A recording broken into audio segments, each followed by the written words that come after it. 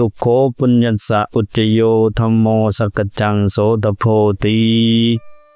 ขอน้อมไว้คุณพระศรีรัตนตรัยขอถวายความเคารพพ่อแม่ครูบาอาจารย์มีพระเดชพระคุณญาทาน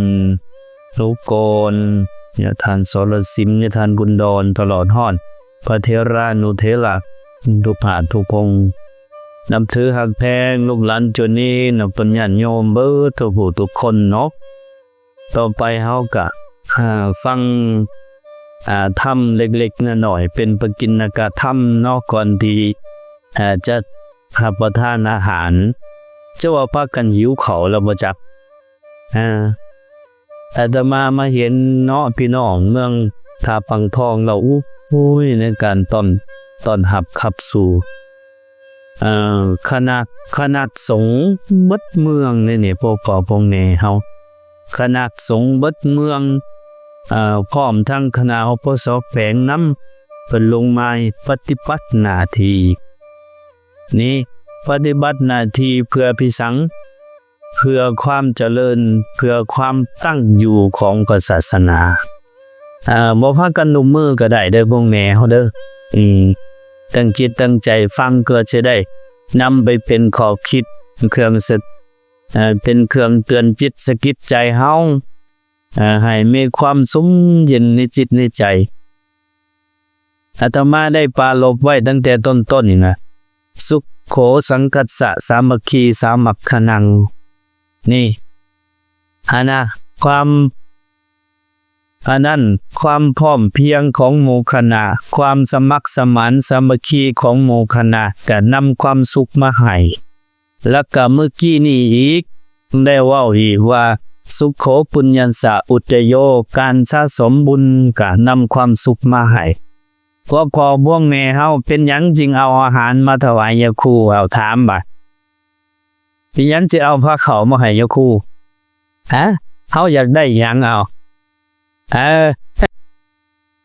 แม่ย่าแม่ตู่เฮาอยากได้บุญว่าแม่นบ่ทั้งพี่เลยจ้ะเฮาเป็นหยังก็เอาอาหารให้ยาคูลูกเขาก็บ่แม่น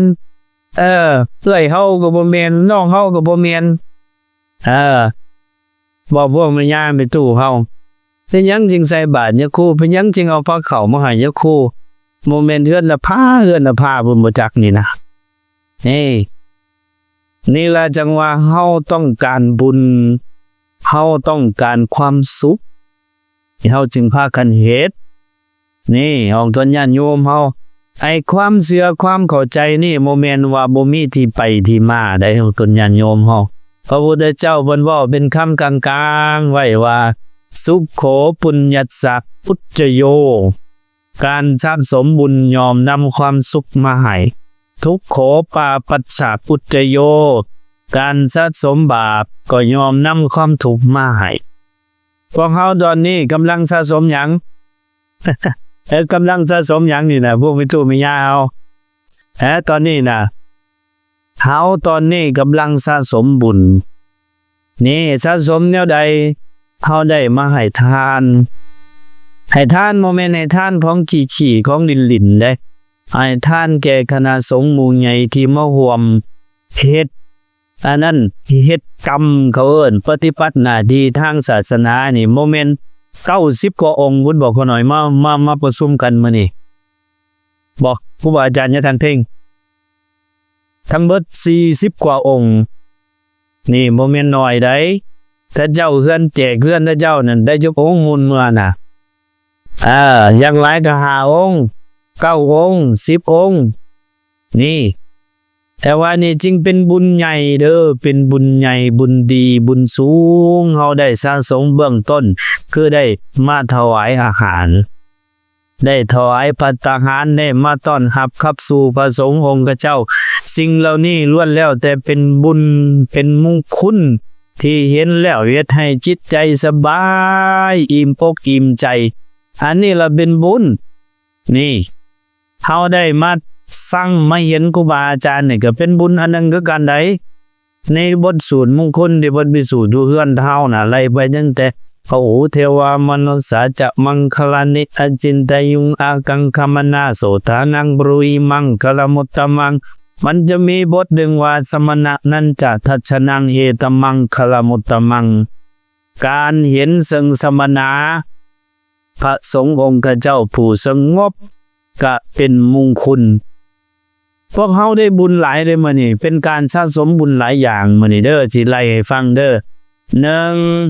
ได้ต้อนรับขับสู่พ่อแม่ครูบาอาจารย์พระสงฆ์องค์เจ้านี่นะสองได้ถวายทานแก่เพิ่นผู้จรมาจากทิศทั้งสี่เดินทางมาจากทิศทั้งสี่นะทิศเหนือทิศใต้ตะเวนออกตะเวนตกยักกองบุซุมเฮานี่ก็แต่แขวงก็มานะอันนี้ตัวที่สองได้ถวายทานคำผ้าบาแบกเพิ่นตัวที่สามได้ฟังจังซี่แหละเลยฟังธรรมได้ฟังบกิณกะธรรมที่พ่อแม่ครูบาอาจารย์เพิ่นบอกเพิ่นเกริ่นไว้ตั้งแต่ต้นๆน่ะอย่างสามัคคีอย่างสี่สามัคคีกันอะไรจึงจะมีความสุขสามัคคีกันเฮ็ดดีสามัคคีกันเฮ็ดดีและไม่มีความสุขสามัคคีกันเฮ็ดบาปสมมุตินะเฮาสามัคคีกันลิ้นไพ่จังซี่เป็นตาได้บ่บุญพวกพ่อพวกแม่เฮาถามผู้หลายๆคนพวกคนตู้พวกย่าเฮาก็ได้เฮาสามัคคีกันกินเหล้าเป็นตาได้บ่บุญฮะสามัคคีกันกินเหล้ามีแต่เมาเห็นบอกว่ามีแต่เมามันบ่ได้บุญเมาแล้วยังบ่ได้มันสิตีกันพอสามัคคีกันสูบยามาเป็นจังได๋จังหน่อยหลอนจังหน่อยหลอนอันนั้นสามัคคีบ่ถือแต่ถ้าสามัคคีกันเฮ็ดดีนะใดสร้างคุณงามความดีแบบนี้แหละนี่เฮาเฮ็ดจริงว่าเป็นบุญอาตมาเนี่ยเห็นโอ้พี่น้องชาวเมืองท่าปังทองนี่ยังมีความสมัครสมานสามัคคีกันเนาะนี่อันนี้คือการสร้างสมตัวที่3ได้นี่เราได้ฟังธรรมได้ฟังข้อคิดสกิดใจจากครูบาอาจารย์พระสงฆ์องค์เจ้านี่อันนี้ก็เป็นการสะสมบุญกุศลตัวที่3ซึ่งจะเป็นเหตุเป็นใจซึ่งจะเป็นเหตุเป็นปัจจัยนำความสุขมาหาเฮาตัวนี้ตัวที่4 ที่เฮาได้มาเฮ็ดนี้เป็นการต่ออายุพระศาสนาดำรงพระศาสนาให้ยาวนานพระพุทธเจ้าเพิ่นว่าตราบใดที่อุบาสกอุบาสิกาภิกขุก็คือยังกูเฮานี้ยังเป็นผู้ประพฤติปฏิบัติหน้าที่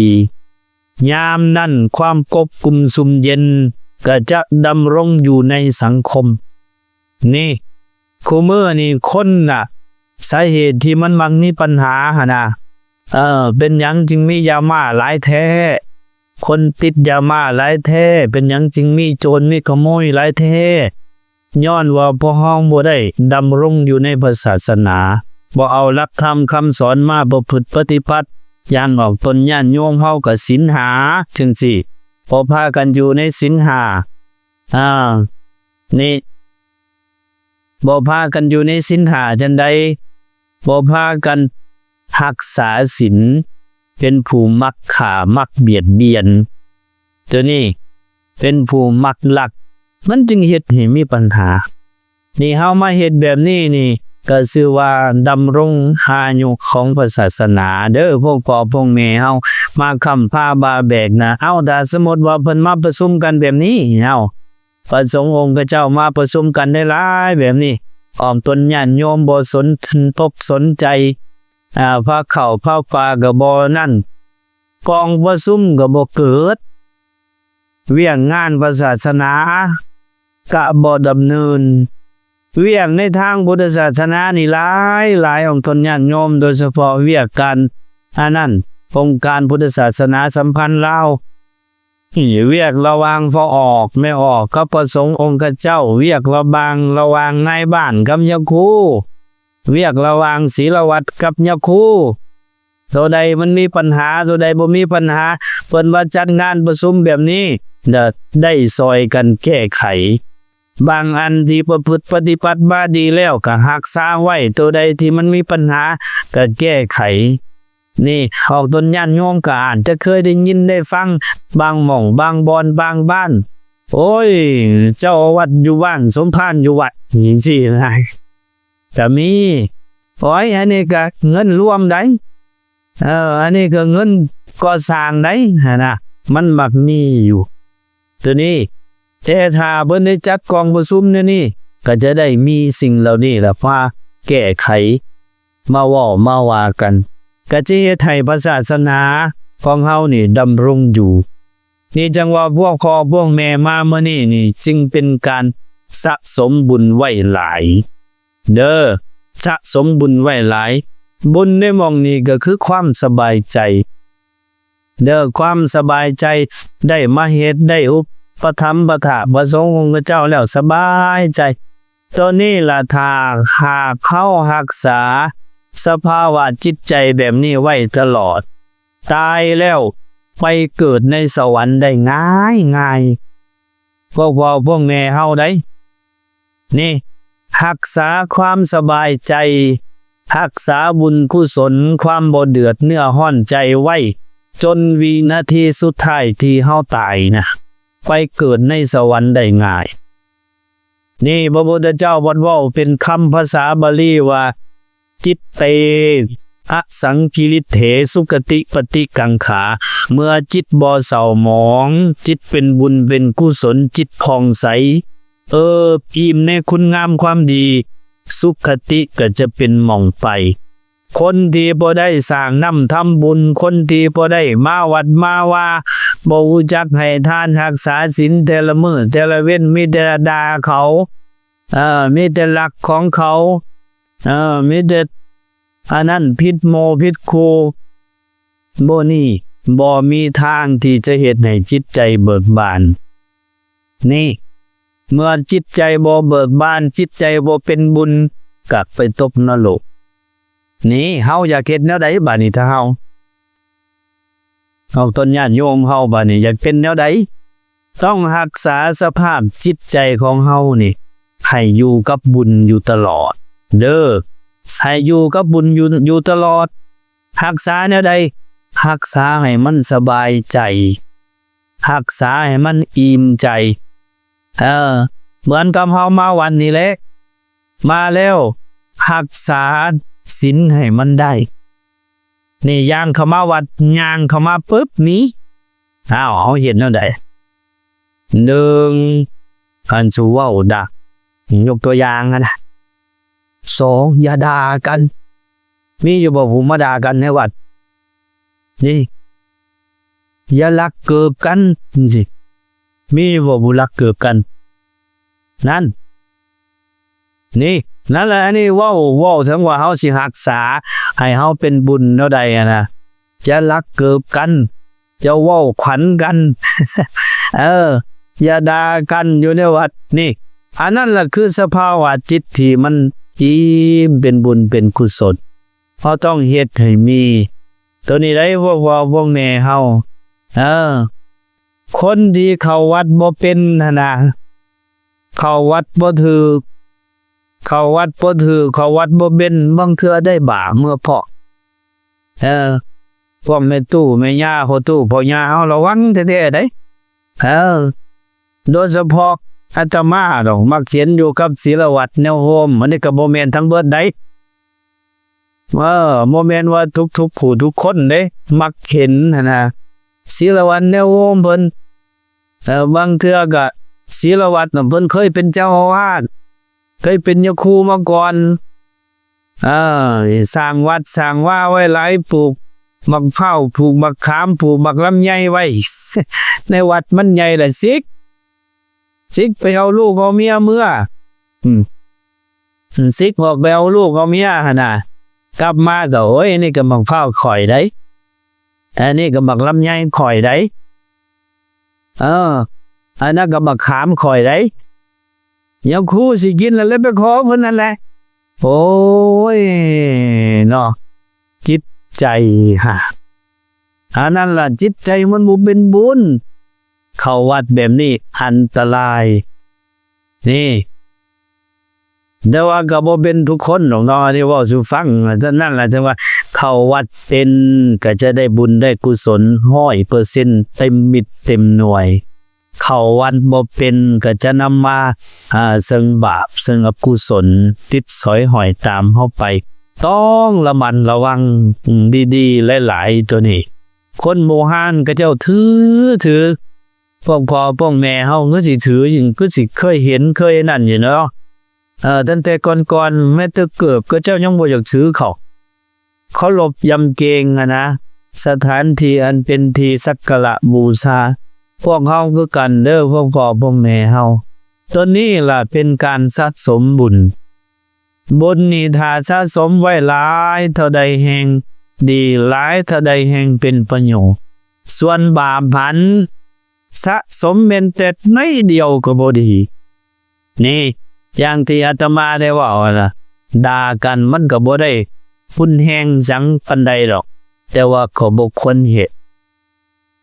ยังเกิบจังซี่เนาะเฮามานี่อาตมาเสียอยู่เรื่อยเกิบอาตมานะช่วงหลังๆนี่ตัดสนมันไว้เกิบอีแท้นะตัดสนมันตัดออกคักๆรอดจังสิบ่หลงกันครับนะนี่เฮาสำรวมระมัดระวังนี่ล่ะก็จะเป็นเหตุให้เฮาเป็นผู้มีบุญเด้อแต่ว่ามื้อนี้นี่โอ้ยอาตมามาเห็นแล้วพวกพ่อคงแม่เฮาตั้งจิตตั้งใจกันแท้ๆในการสร้างน้ำทำบุญเด้ออันนี้สะสมบุญทำอิฐนี่เอาต้นญาติโยมจื้อไว้เด้อ1สะสมโดยการให้ทานนี่บ่แม่นแต่ให้ยะคู่ใดบ่แม่นแต่ให้ยะคู่ให้พระสงฆ์องค์เจ้าให้พ่อให้แม่เฮาก็เป็นบุญอย่าลืมได้ตัวนี้ได้พ่อแม่เฮาอยู่เฮือนอยู่ซ่านก็อย่าลืมคนที่เข้าวัดเข้าว่าดีแต่กลับมาเฮือนผัดด่าพ่อด่าแม่ก็ยังบ่สามารถปิดประตูอบายได้เนี่ยเข้าวัดเข้าว่านี่ดีบัดเมื่อเฮือนโอ้หน้าบูดโมโยใส่พ่อใส่แม่นะ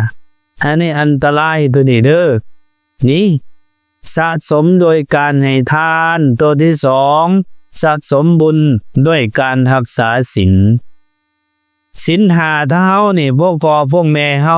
เฮ็ดจังใดเฮาจะเป็นผู้มีศีลถึงบ่ได้ตลอดมื้อตลอด24ชั่วโมงเฮาสิเฮ็ดแนวใดเนาะนี่โอ้ยมื้อนี้นี่ไปหาปลาไปตึกสลึงนี่นะไปตึกสลุงน่ะนะถ้าบีบหัวปลามาแล้ว4-5 ตนมันตายละเจียนแล้วใดเนาะถามวิธีการปฏิบัติเด้อนี่เพื่อที่จะเห็นให้จิตใจของเฮานั่นคล่องใสนี่เฮาได้ล่วงละเมิดศีลเฮาน่ะศีลเฮาขาดไปแล้วก่อนนอนเด้อพวกพ่อพวกแม่เฮาจื้อได้ก่อนนอนที่จะนอนน่ะให้พากันไหว้พระอะระหังสัมมาสัมพุทโธภควาพุทธังภควันตังอภิวาเทมิขาบลงสักขาโตภควตาธัมโมธัมมังนัมมัสสามิขาบสุปฏิปันโนภควโตสาวกสังโฆสังฆังนามามิขาบเอาขาบหัวบนนอนเท่าน่ะแล้วก็ตั้งนะโมตัสสะภะคะวะโตอะระหะโตสัมมาสัมพุทธัสสะก็ไป3 เทื่อแล้วก็พุทธังสรณังคัจฉามิธัมมังสรณังคัจฉามิสังฆังสรณังคัจฉามิเว้าไปทุติยมปิตติยมปิแล้วก็สมาทานศีลดื่มปานาติปาตาเวรมณีสิกขาปะทังสมาธิยามิอัตถินนาทานาเวรมณีสิกขาปะทังสมาธิยามิเขาสมาทานศีลจนฮอดขอสุรามิระยะมัชฌะปมาทัฏฐานาเวรมณีเขาสมาทานแล้วก็มีบทใดที่เฮาได้ตือบีเฮาก็สูตรแล้วเจริญสมาธิภาวนาบ่คิดถึงสิ่งที่เฮาเฮ็ดผิดเฮ็ดพลาดมาให้สำรวมลงในกายในวาจาศีลเฮาก็จะบริสุทธิ์ตายในขณะนอนหันก็ตายเป็นแบบผู้มีศีลนอนหลับไปก็เป็นผู้มีศีลนี่ชีวิตคฤหัสถ์นี้ ถ้ามันมีเหตุที่จะต้องเฮ็ดผิดศีลก็เฮ็ดให้ผิดหน่อยที่สุดเมื่อผิดแล้วก็ให้ฮู้จักสมทานคืนนี่ให้สมทานคืนตอนใดตอนที่เฮาว่างก็คือตอนเฮาใกล้นอนเฮาจักเป็นผู้มีศีลแน่บ่แม่นว่าเอามื้อนี้ก็โอ้ยขาดสัตว์ตัดชีวิตด่ากันหรือก็ถึงด่าลูกด่าเต้าให้นั่นให้นี่มาแล้วบาดสินอนต่อนอนไปเลยอันนี้ก็จะกลายเป็นผู้บ่มีสิทธิ์ตลอด24ชั่วโมงเลยนี่ต้องรู้จักแม่พวกพวกแม่เฮาที่จะเฮ็ดให้จิตใจเฮามีความปกคุมสุมเย็นรู้จักไหวพาสวดมนต์สมาทานศีลสำรวมเบิ่งศีลของตนก่อนนอนมีผู้เฮ็ดอยู่บ่แบบอาตมาว่าเนี่ยเอ้ามีอยู่บ่ท่านพี่ก่อนนอนได้สมาทานศีลคืนอยู่บ่ น่ะเห็นบ่นั่นแหละมันจึงฝันหายฉะนั้นฝันผีอำฉะนั้นฝันงัวซนฝันควายไล่ฝันแขวหักฝันคอขาดอันนั้นแล้วบ่ไหวพระบ่สมาทานศีลผู้จักนำไปใส่เด้อบัดนี้เด้อนำไปใส่นี่ก่อนนอนให้ได้สมาทานศีลให้ได้พุทธังเรานั่นน่ะพุทธังสรณังคัจฉามิธัมมังสรณังคัจฉามิสังฆังสรณังคัจฉามิอันนี้ล่ะคือการสะสมบุญเฮ็ดให้จิตใจเศร้าหมองอย่างครูเพิ่นเฮ็ดแนวใดเพิ่นเฮ็ดให้ศีลเพิ่นบ่เฮ็ดให้ศีลเพิ่นผ่องใสบริสุทธิ์สมมุติเอาเพิ่นไปตัดหญ้าจังซี่นี่อย่างครูเฮาเพิ่นมีวิธีแก้คือกันเพิ่นไปตัดหญ้าเพิ่นไปขุดดินจังซี่หั่นน่ะขุดดินปลูกต้นไม้ตัดหญ้งตัดหญ้านั่นนี่หั่นน่ะเพิ่นเฮ็ดอะไรเพิ่นสัพพตากันเห็นบ่เพิ่นจะมีสัพพตาตอนไหว้พระสัพพตาตอนเช้ากันเอาต้นญาติโยมเฮาก็สำรวมสมาทานศีลก่อนนอนก็จะเฮ็ดให้นอนก็เป็นสุขหลับก็เป็นสุขบ่ฝันร้ายเจ้าดินเจ้าดอนเจ้าเฮือนเจ้าซ่านก็บ่มาอำนี่ถ้าเฮาบ่ฝึกปฏิบัติหั่นโอ้ยนอนหลับสบายก็สิบ่ย่างยังคู่ได้ผูกแขนให้บ่ย่างยังคู่ได้เฮ็ดรดน้ำหาเด้อเฮ็ดรดน้ำให้นั่นได้พวกพ่อพวกแม่เอานี่วิธีมันอันนี้คือการสะสมบุญตัวที่สองคือพากันรักษาศีลได้บ่ครบทุกข้อก็ให้มันได้ซะจักข้อใดข้อหนึ่งก็ยังดีได้5ข้อนะต่อมาบัดนี้สะสมต่อสุดท้ายคือการเจริญภาวนาผู้จักพัฒนาจิตใจของตนนี่ให้มันสูงส่งขึ้นให้มันมีความสงบร่มเย็นให้มันแนมเห็นอนิจจังทุกขังอนัตตานี่พอแบบง่ายๆไก่ฮู้จักคิดแน่ว่าโอ้ยกูนี่มันบ่เฮิกบ่นานได้บ่เกิน100 ปีก็สิตายว่าสิผู้จักคิดแนวนี้ซื่อๆน่ะเป็นการเจริญภาวนานี่มีอยู่บ่ผู้คิดแบบนี้อาตมาว่าหายากอยู่ได้บางคนโอ้ยเฮ็ดจังได๋น้อลูกผู้จังสิมีกิน